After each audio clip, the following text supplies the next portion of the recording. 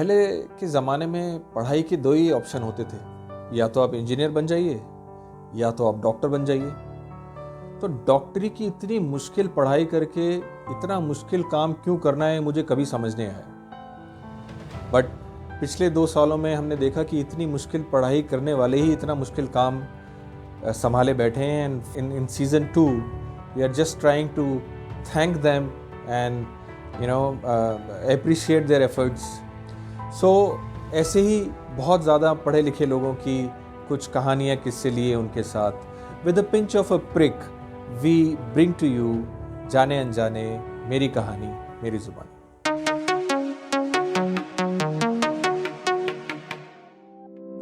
Welcome to the second episode of जाने अनजाने season 2 with me Rajiv Mathur. We have today Dr. Deepika Jain as our guest. Deepika is a multiple award-winning celebrity doctor, Mrs. India International, Mrs. Delhi Global, social entrepreneur, philanthropist, motivational speaker, influencer, and personality groomer. She is very well known and renowned faced in healthcare, fashion, and beauty industry. Offering more than 17 years of earned success, she is a committed professional working globally for the welfare of the society. She is a multi-talented personality having rich experience to work well within any multidisciplinary organization.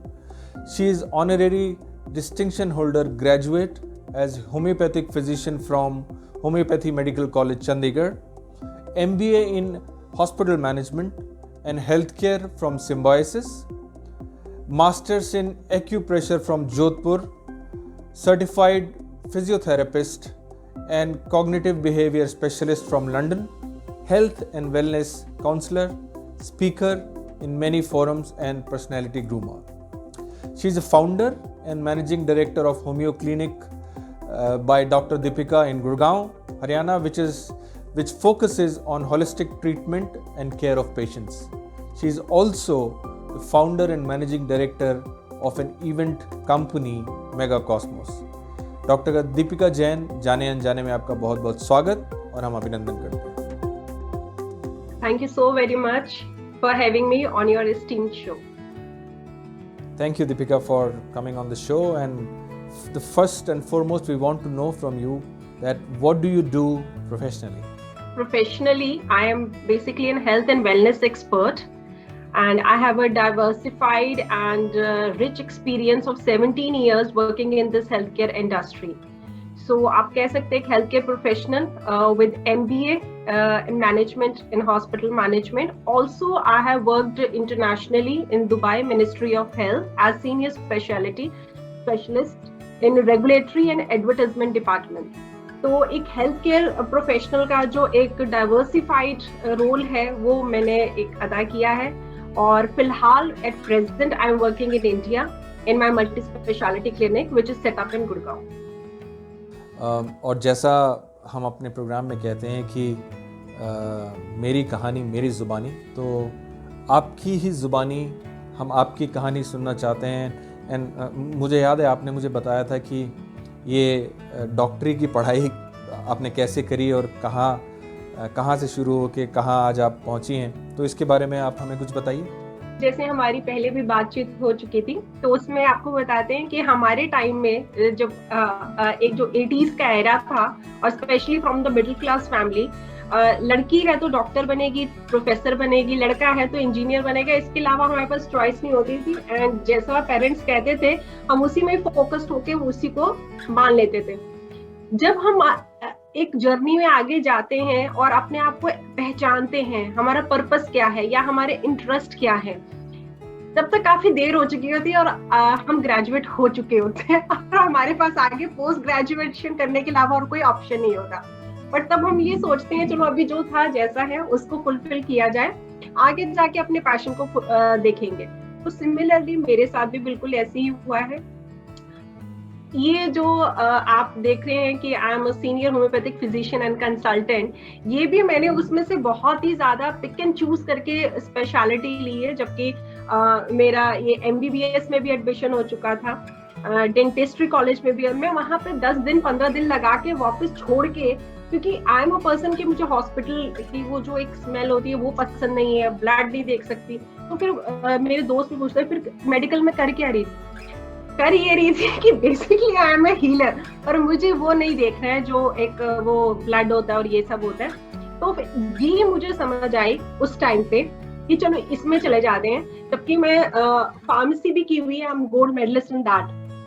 I was not satisfied. तो आप ये कह सकते हैं कि जो career का peak होता है जब हम डिसाइड करते हैं अपना, तो उस time I was more under की फैमिली जो कह रही है वो सुन लो, इनकी मान लो, फिर आगे आगे मैं अपने परस्यू कर लूंगी जैसा चलते रहेगा। तो तभी आप देखेंगे आई एम मेरा जो एक प्रोफाइल है उसमें मल्टी टैलेंटेड वर्ड लिखा होगा। हर जगह मैंने अपने आप को एक्सप्लोर किया हुआ है, अपने आप को एक वो उसमें जिसे कहते हैं ना कि आप डेली इम्प्रूव कर रहे हैं, एक बेस्ट वर्जन अपने आप को बना रहे हैं। तो वो मिक्स एंड मैच आप मेरे उसमें प्रोफाइल में मेरी पर्सनालिटी में देखेंगे। पहले उनकी सुन ली, फिर अब मैंने खुद की अपनी कर ली। अगर बिल्कुल ही कह दें कि अगर मैं स्टार्टिंग में ही अगर जैसे एक ओपननेस होती अपने फैमिली में, या मैं खुल के बात कर पाती, तो अगर उस टाइम में नहीं होती तो या फिर मैं फैशन डिजाइनर होती, या मैं कहीं एंटरटेनमेंट इंडस्ट्री में होती। कहीं ना कहीं मैं अपने पैशन को उसको जस्टिफाई कर रही होती। अगर हम जैसे हीलर की भी बात करते हैं तो मुझे साइकोलॉजी में बहुत इंटरेस्ट है, बीइंग अ साइकियाट्रिस्ट बहुत पसंद है। लेकिन ये कोई उस टाइम ना गाइड करने, एक तो मेरी फैमिली में कोई डॉक्टर तो है नहीं है, तो कोई गाइड करने वाला भी नहीं था। तो जैसी डेस्टिनी लेके चल रही थी या लाइफ मेरे को ऑफर कर रही थी, मैं उसको बहुत ग्रेसफुली एक्सेप्ट कर रही थी। तो अब मुझे चीजों का इतना ज्यादा अनुभव कह लो या थोड़ा बहुत इसलिए ज्ञान है क्योंकि ये सब मैं चीजों को मैं टेस्ट कर चुकी हूँ। तो अगर मैंने उसमें ग्रेजुएशन होम्योपैथी में की है, तो पोस्ट ग्रेजुएशन एमबीए सिम्बायोसिस से की है। फिर अगर साइकोथेरेपिस्ट की बात की जाए तो वो लंदन से की है। तो हर जगह का मेरा एक टेस्ट है। ऊपर से फिर मेरी अपनी खुद की कंपनी है मेगा कॉस्मोस, जो ब्यूटी पेजेंट्स, फैशन शोज या जितने भी ग्लोबल इश्यूज हैं उनको हाईलाइट करते हैं। तो अपने वो सब चीजों को जो आप कह रहे हैं मल्टी डाइवर्सिफाइड, वो सब चीजों को अब मैं जस्टिफाई कर रही हूँ। अभी मैं पूरे रेनबो को टच कर चुकी हूँ। अभी मेरा पूरा एक प्रिज्म है, जब मेरे ऊपर प्रिज्म रिफ्लेक्ट करता है तो आपको वो 7 रंग दिखेंगे। It is not just any one particular colour that I am a doctor only और I am a business woman only. Fantastic, really appreciate. और देखिए, जाने अनजाने का जो कार्यक्रम है, इसकी यही बात सबसे ज़्यादा खूबसूरत है कि एक किसी प्रोफेशनल को, आपको जैसे हम बात करें या तो डॉक्टर या इवेंट मैनेजमेंट मैनेजिंग डायरेक्टर, तो एक किसी प्रोफेशनल को हम दूसरे नज़रिए से कैसे देखते हैं। आपने कितनी खूबसूरत एक बात कही कि आप अपने आप में एक रेनबो हैं। Wonderful for sharing this, thank you so much.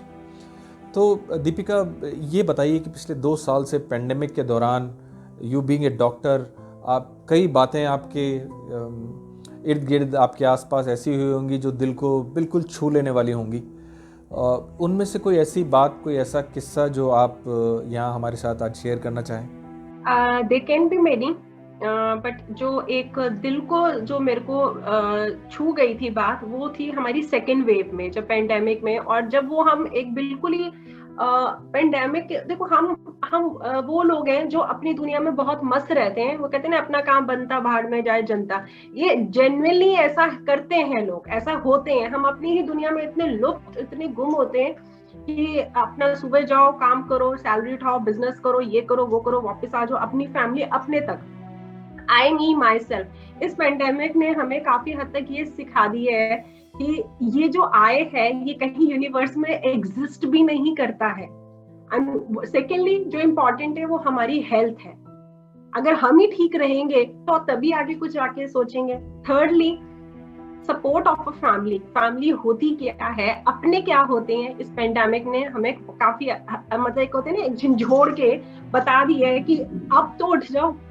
तो दैट थिंग हैज हैपेंड। अगर एक पर्टिकुलर केस की बात करें तो टचवुड ब्लेस्ड कि हमारी फैमिली में it's all safe till now. But general बाहर का देखें तो सेकेंड वेव को देख के मुझे काफी, बीइंग अ डॉक्टर, मुझे बहुत ज्यादा, मैं एक बार उसमें आ गई थी, परेशानी में आ गई थी कि हो क्या रहा है। ये हमने मूवीज में देखा है, वेब सीरीज में देखी है ये सब चीजें, पर रियल लाइफ में जब ये हमने देखा और थोड़ा न्यूज में, तो आई वाज बिट डिसहार्टेंड, एक उम्मीद आ जाती है नहीं कि हम लोग अगर डिसहार्टेंड हो जाएंगे तो जो हमारे ऊपर लोग डिपेंडेंट है उनका क्या होगा। ये हमें बताइए कि अभी जो थर्ड वेव या ओमिक्रॉन की जो वेव चल रही है, ये आने वाले दिनों में कैसा रहने वाला है, और आगे आने वाले 6-8 महीने, साल भर कैसे रहने वाले हैं, और and what do you advise to our viewers on this? देखिए, मेरा ये मानना है कि जो वायरसेस होते हैं ना, ये हमारे एनवायरनमेंट में रहते ही हैं। या तो ये म्यूटेट करते रहेंगे या अपना नाम बदलते रहेंगे, किसी ना किसी वे में ये प्रेजेंट रहते ही हैं। बात ये आ जाती है कि हमारा इम्यून सिस्टम जो है वो इसके जो फाइट करने की जो एक हमारी एक कैपेसिटी है इसके साथ, वो किस लेवल पे है। तो मेरा मैसेज यही है कि हमें अपने ही ऊपर तवज्जो ज्यादा देना पड़ेगा, इम्यून सिस्टम के ऊपर ध्यान रखना पड़ेगा। कल कोई भी वायरस ऐसा कुछ आ जाता है तो एटलीस्ट हम बेसिक हमारी हेल्थ ठीक रहे, हमारी एक लाइफस्टाइल ठीक रहे, ताकि हम उससे लड़ने में कुछ हद तक सक्षम रहें। बाकी देखिए, ये तो बीमारियां तो चलती रहेंगी, चाहे लाइफस्टाइल डिसऑर्डर्स हैं, चाहे ऑक्यूपेशनल डिसऑर्डर्स हैं, चाहे मैन मेड क्रिएटेड वायरसेस हैं। ये तो एक तरह का आप कह सकते हैं थर्ड वर्ल्ड वॉर में हम हैं, एंड अनअवॉइडेबल चीज है। इसके ऊपर कुछ और टिप्पणी करने में तो इस टाइम इस शो पे ठीक नहीं रहेगा, लेकिन we need to get prepared for all the circumstances, for everything which has been offered by the world to us. अगली बात जो हम हमसे पूछना चाहते हैं वो बड़ी खास है हमारे कार्यक्रम की, और थोड़ा सा जाने माने लोगों की अनजानी बातें जैसा हम बोलते हैं, तो वो ये अनजानी बात हम आपसे जानना चाहते हैं कि according to you, who is that one person who knows you the best? देखिए, इसको मैं बहुत ही लाइट वे में भी कह सकती हूँ कि औरतों को समझना उतना आसान नहीं है जितना आपने ये क्वेश्चन पुट अप कर दिया, ठीक है। और दूसरी बात, अगर फिर भी मैं कर्टेसी वाइज किसी का नाम भी लूं तो मैं ये कह सकती हूँ कि मेरे जो चाइल्डहुड में the person who used to मैं समझती हूँ कि वो कहते थे कि मुझे कि मैं तेरी रग रग से वाकिफ हूँ, तो मैं इस चीज को समझती हूँ कि वो मुझे बहुत जानते थे। वो मेरे फादर साहब थे। Now he is no more, may his soul rest in peace.